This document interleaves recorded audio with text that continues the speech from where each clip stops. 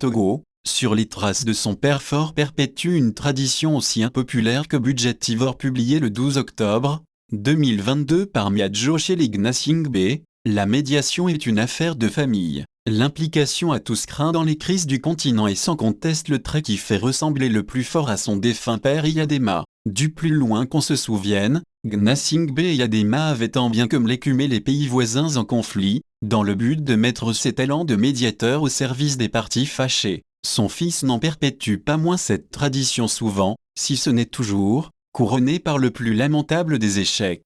Comme son père, Faure Gnassingbé n'est pourtant pas homme d'État à se laisser abattre par ces résultats pas vraiment satisfaisants qui concluent chaque tentative de règlement de conflit. Il ne s'embarrasse pas de vergogne pour servir son ambition qui se trouve ailleurs que dans ces médiations qui, au reste, ne sont que des prétextes tout trouvés pour asseoir son règne qui n'a que trop duré. Aux dames des Togolais de son temps, on présentait Gnassingbé Iyadema, au vu de l'implication du général Préside dans la résolution des crises sur le continent, comme l'homme de toutes les médiations en Afrique. Il n'y avait pas de conflit en Afrique dans la résolution duquel celui qui est mort en 2005 n'eût pas été sollicité. Ici, ses sages conseils étaient prisés, là on n'en avait que pour ses décisions. Développement, démocratie, bonne gouvernance en Afrique, Gnassingbé Iyadema ajoutait toujours son grain de sel de médiateur, sans pour autant prêcher d'exemple. Personne n'aurait parié que 17 ans après sa disparition, son fils perpétuerait cet héritage, au point de dépasser celui qui lui a donné le jour en cette matière. Faure Gnassingbé, n'en déplaise aux esprits grincheux, a si bien marché dans les pas de son feu président de père, qu'on ne peut pas faire sans lui quant au règlement de plus d'une crise ici ou là. Il compte faire de vieux os, avoir le volet sécuritaire qui a comme prise en tenaille une bonne partie du continent. La médiation au Tchad où Faure travaille a donné une issue plus que brillante au dialogue national inclusif et souverain, DNIS, lancé le 20 août dernier. Rappel étrangement celle menée dans le même pays par Iyadema en 1979 entre Goukouni Ouédé et Hissène Habré. Lors de la crise qui avait secoué la Côte d'Ivoire en 2002, Gnassingbé Iyadema avait été nommé par la Communauté économique de États d'Afrique de l'Ouest. On lui avait offert de coordonner une médiation entre rebelles et gouvernement. Aujourd'hui, son fils se retrouve l'arbitre entre le Mali et la Côte d'Ivoire dans l'affaire des 46 militaires détenus depuis le 10 juillet au Mali. Reçu le 6 octobre dernier par Alassane Ouattara,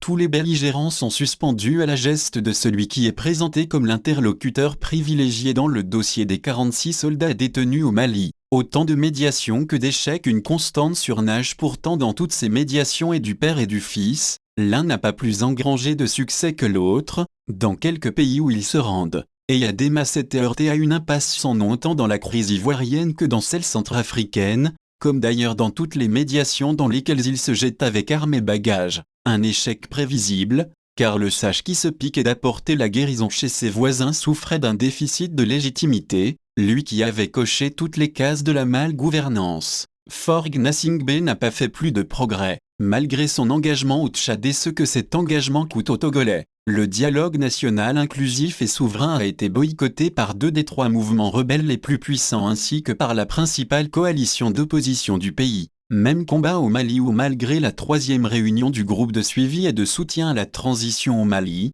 GST-Mali, tenue le 6 octobre dernier à Lomé en vue d'une sortie de crise au Mali. Bien malin qui dira comment prendra fin cette transition malienne toujours rythmée par des soubresauts sécuritaires. Ces médiations au succès terne ou, pour être plus juste dire, au succès inexistant, n'ont pas empêché Faure d'accueillir le désormais ex-chef de la junte burkinabé Paul-Henri Sandaogo Damiba, renversé le 30 septembre. Il fait le beau au Togo, nourri et logé aux frais du contribuable. Là encore la médiation pour le meilleur et surtout pour le pire est passée par là. Que le fils ressemble à s'y méprendre au père n'est pas seulement ce qui frustre, mais que ces gymnastiques diplomatiques soient toujours organisées pendant que les Togolais vivent dans la dernière précarité, voilà qui fait le plus de mal. On ne peut que regretter que Faure Gnassingbé en soit arrivé à continuellement saigner l'économie du pays, davantage que ne l'avait fait son père, à seule fin de s'offrir une légitimité qu'il n'aura pas même dans ses plus beaux rêves. Ces médiations jamais couronnées d'aucun panache,